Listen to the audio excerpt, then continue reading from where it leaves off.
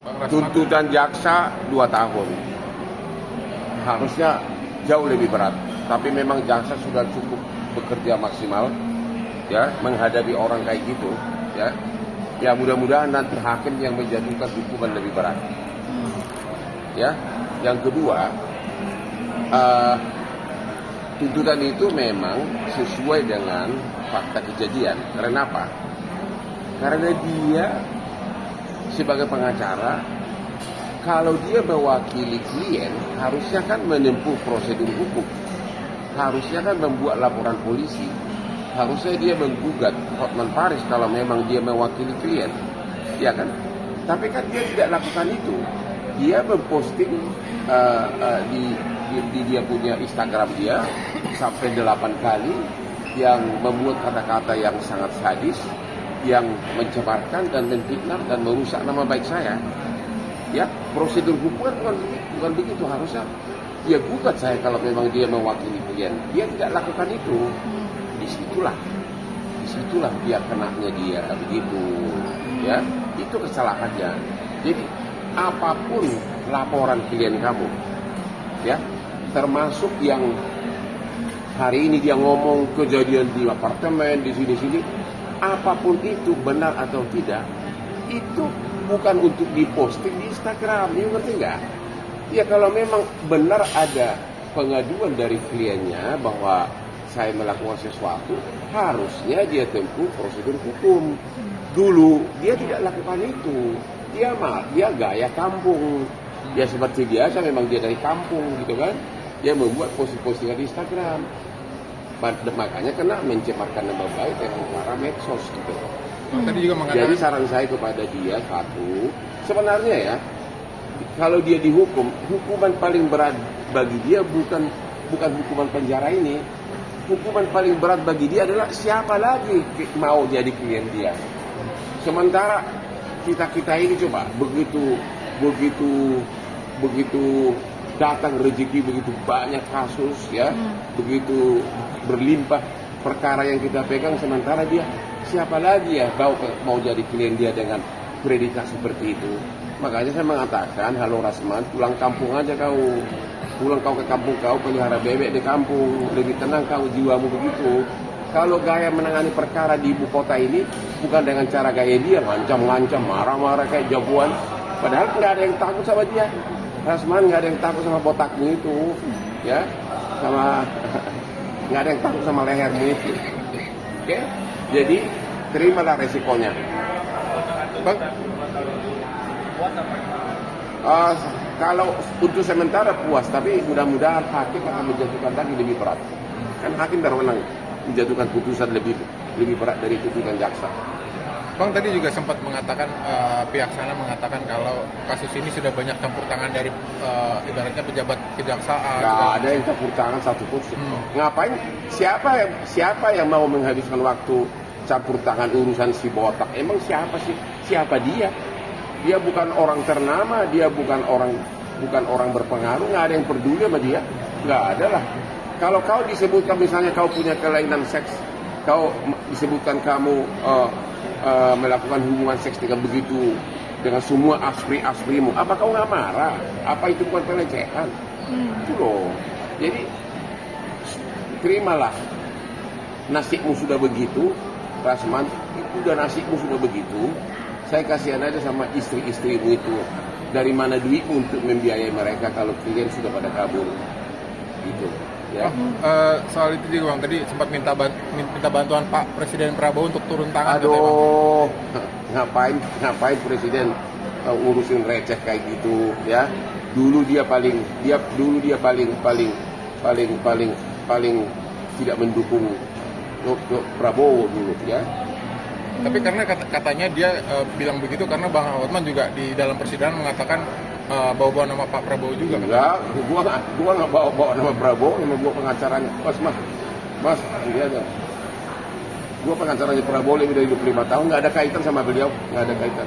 Ya.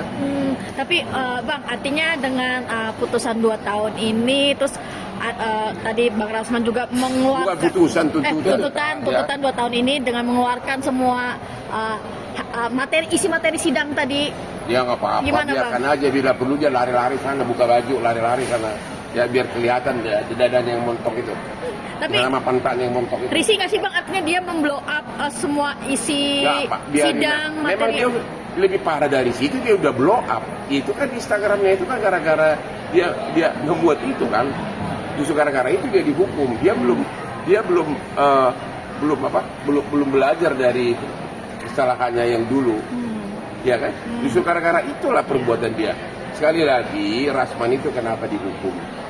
Dia katanya mendapat pengaduan bahwa katanya Hotman melecehkan kliennya yang cewek.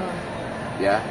Kalau memang ada pelecehan harusnya kan menyebut prosedur hukum. Betul. Tapi dia ngarang cerita, dia ngarang di Instagram.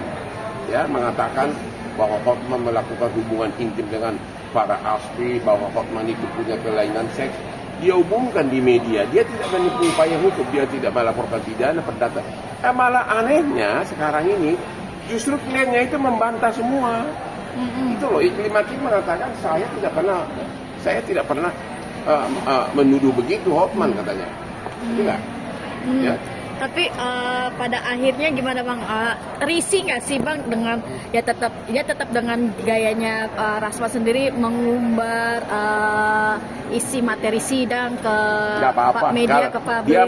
Dia makin risih, dia makin gitu, aku kan makin keren. Dia bukan level gua, dia udahlah. Dia masih jauh di bawah saya lah. Dia mau teriak-teriak itu sama aja dia omongan di pinggir jalan. Sementara Hotman semakin melanglang buana, kliennya begitu banyak, bisnisnya begitu banyak. Kalau dia mau boleh lah, kalau mau melamar, boleh juga melamar jadi bagian keamanan di klub gua, ya. Mungkin cocok itu bagian keamanan ya. Ya. Benar, cocok ya. Cocok bilang sama Rasman. Cocok dia jadi melamar di bagian keamanan ya. Karena dia jago mengkos, gitu loh. Tapi ya bukan jagoan.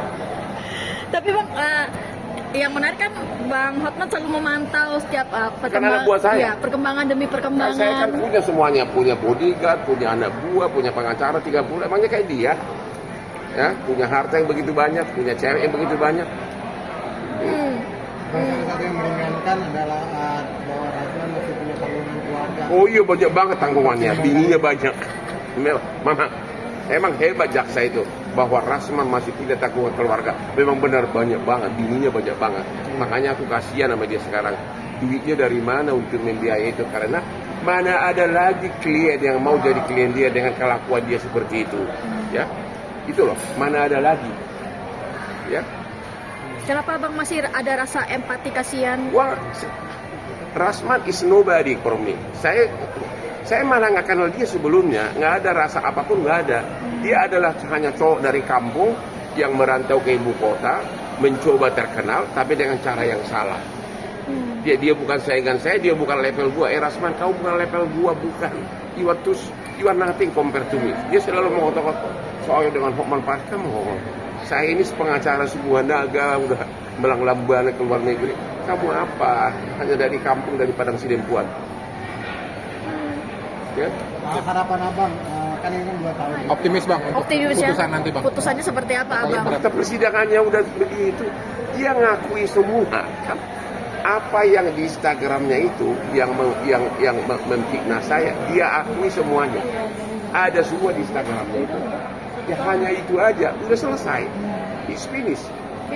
Jadi Rasman, ya, kau sudah pernah dipenjara. Dia mantan narapidana loh, udah pernah dipenjara juga. Kemudian surat basnya sudah dibekukan, udah nggak bisa praktek. Ya, kemudian juga kasus dia yang dia dilaporin hakim sudah naik sidik di Mabes Polri. Bisa-bisa sebentar lagi akan jadi tersangka. Dan kalau ini dia dihukum lagi, kalau dihukum, siapa lagi yang pakai kau Rasman jadi pengacaranya? Siapa yang percaya kamu? Udahlah, nggak usah teriak-teriak lagi di media. Jangan selalu bilang bahwa saya itu sama level dengan Hotman Paris. Bagaimana dia satu level? Bagaimana mobilnya aja bekas mobil gue Lamborghini. Siap.